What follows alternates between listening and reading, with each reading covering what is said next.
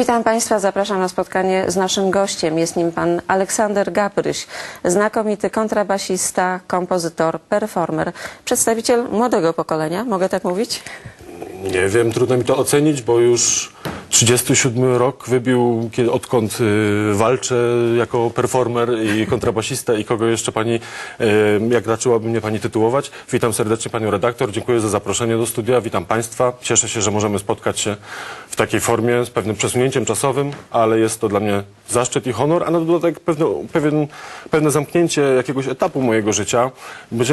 Mamy tu zamiar rozmawiać o mojej płycie, podwójnym albumie, który jak gdyby w pewną pętlę zabiera pierwszą część mojego życia i jest to, nie wiem, czy ukoronowanie, czy też jakby podsumowanie całej ilości podróży, które odbyłem po świecie i w głąb samego siebie, można powiedzieć, coś w rodzaju astronautyki i psychonautyki.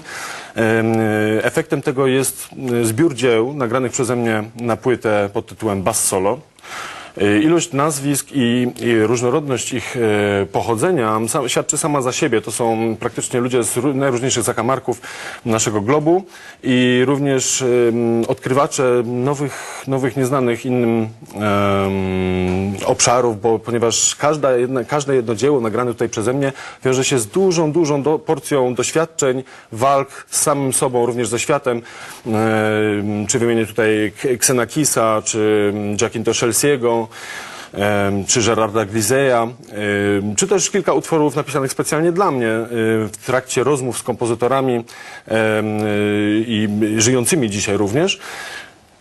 Jeżeli mam do tego wszystkiego jakoś się odnieść, jest to coś w rodzaju wystawy, na którą państwa zapraszam serdecznie i cieszę się, że jest coś takiego jak telewizja Katowice, która pozwala mi propagować ten typ muzyki, ponieważ nie jest to muzyka dla przyjemności, tylko muzyka zapraszająca do otwierania się na samego siebie. Proszę Państwa, i rzecz niesłychanie ważna, to już jest muzyka niejako oceniona, zapoznana.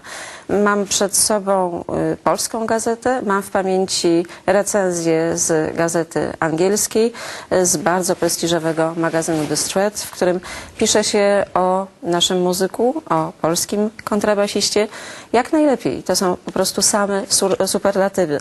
W ruchu muzycznym możemy przeczytać, że Aleksander Gabryś to artysta wybitny, jest nie tylko znawcą tajników współczesnego kontrabasu o repertuarze obejmującym kilkaset pozycji, lecz także muzykiem imponującym siłą zaangażowania. To też czujemy w twojej wypowiedzi, bo wiem, że ta muzyka leży pod sercem. To jest coś, czemu... Raczej w zrozumieniu pewnej natury, czym jest kontrabas. Kontrabas ma najdłuższe, najgrubsze struny, a struna, jeżeli by się nad tym zastanowić, i to jeszcze na przykład w kontekście Michio Kaku, już znanego od 20 lat, którym interesowaliśmy się jako maturzyści,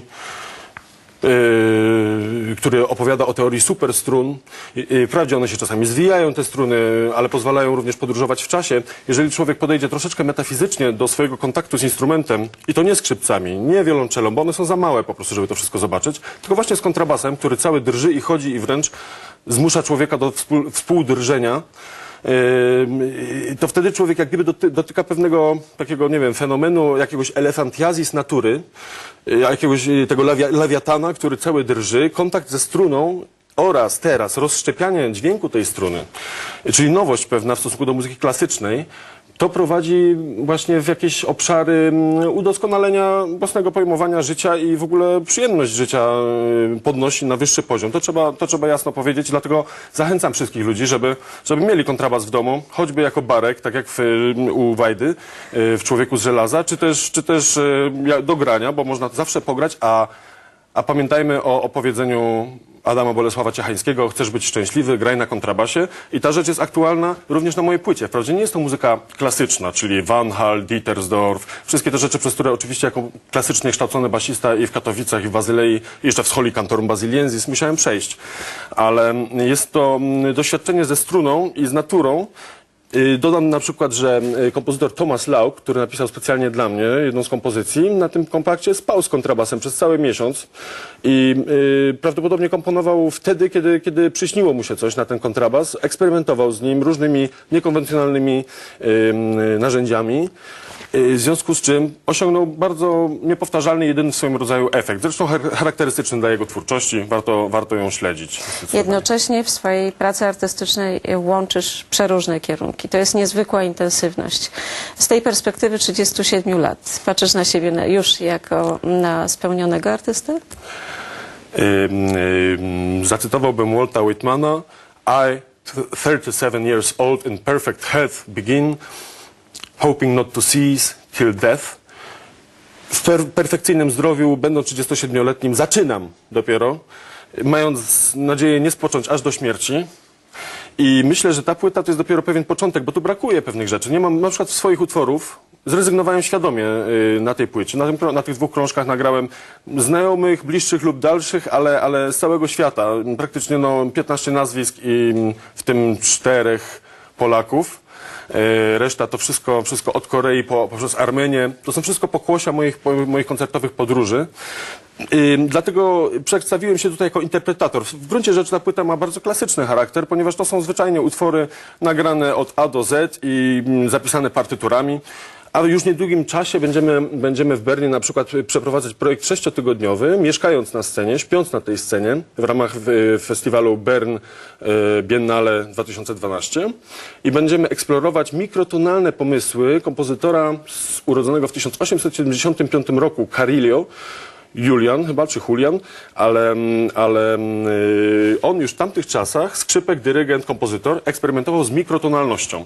Powiem wprost, moim podstawowym ideałem muzycznym i w ogóle wyobrażeniem tego, czym jest muzyka i poczuciem prawdziwej natury muzyki jest mikrotonalny spektralizm. Uprawiany przez Georga Friedricha Haasa. Jest to niesamowity kompozytor. Za długo by teraz było się o nim rozwodzić tutaj, ale jego dzieła wykonuję często z moim ensemble Phoenix. Nawet dla nas napisał niedawno utwór, który wykonywaliśmy z okazji 550-lecia Uniwersytetu w Bazylei. Utwór 4,5-godzinny, w którym każdy półton dzieli się na 100 części, a te części dzieli się jeszcze na 10, czyli ułamki. I wtedy, jak instrumenty stroją, powstają proporcjonalne harmonie, ultraharmonie. Nie jest łatwo na pewno za tobą podążać. To są wszystko bardzo ciekawe, Staram się bardzo jak ważne, ważne zagadnienia. I dzięki tobie, jak myślę, wiele osób nieznających w ogóle tych meandrów muzyki współczesnej może poznać coś nowego. Proszę Państwa, warto śledzić dokonania Aleksandra Gabrysia, który na co dzień mieszka w Szwajcarii, w Bazylei, ale o Polsce nie zapomina. Śląskie Dni Muzyki Współczesnej, wszelkie wydarzenia związane z muzyką, która stąd się wywodzi. Jeżeli chodzi o działalność twojego taty, te kompozycje są też niesłychanie ważnym elementem twojego działania. Tak mniemam. Utwór otwierający mój kompakt to Andy Freude, mojego taty. Utwór ten grałem już chyba ze 100 razy po całym świecie. Zresztą jest to obecnie hymn Unii Europejskiej. W wydaniu mojego taty jest to nieco groteskowa i nieco gorzka, ale również zabawna parafraza tego paradygmatu. Zresztą tu przypadek zrządził, że mój przyjaciel posiada książkę Deus Irae. Na stronie 82 dzisiaj czytając stwierdzam, że Tibor McMasters przypomniał sobie, ach, przyjaciele, wyrecytował głośno, tłumacząc na angielski początek Andy Freude Schillera. Ten wątek pojawia się w kółko wciąż i wciąż w moim życiu. Czy to tata to pisze, czy ja napisałem kiedyś utwór pod tytułem Deus Irae właśnie, wykonywany na warszawskiej jesieni w 2002 roku, a Andy Freude przenika to wszystko. Gdzieś tam ten Beethoven u nas w podłożu tkwi i muszę powiedzieć, że tata stworzył dla mnie około 8 utworów na kontrabas. Jest to taki mój drugi ojciec kontrabasowy, bo pierwszym powiedzmy jest Chelsea, który też stworzył 8 czy 9 utworów na kontrabas, tylko na zupełnie innych zasadach. Nie znając się, stykamy się poprzez kontrabas i znajdujemy, powiedziałbym, ojczyznę nie pionową, tylko poziomą. Znajdujemy po prostu przyjaciół i w ten sposób ja wiem, gdzie jest moja ojczyzna. A to, że kocham Polskę i Katowice, to jest moja prywatna sprawa. Proszę Państwa, podążajmy, próbujmy za poczynaniami Aleksandra Gabrysia. Na razie mamy w rękach tę płytę i na pewno nie będziemy mogli być, że tak powiem, posądzeni o to, że nie zauważamy Twoich postępów. Z tego się bardzo cieszę. Jestem przekonana, że o Twojej działalności jeszcze wiele razy będziemy słyszeć. Dziękuję za wizytę w studiu. Dziękuję Państwu za uwagę. Do zobaczenia za tydzień.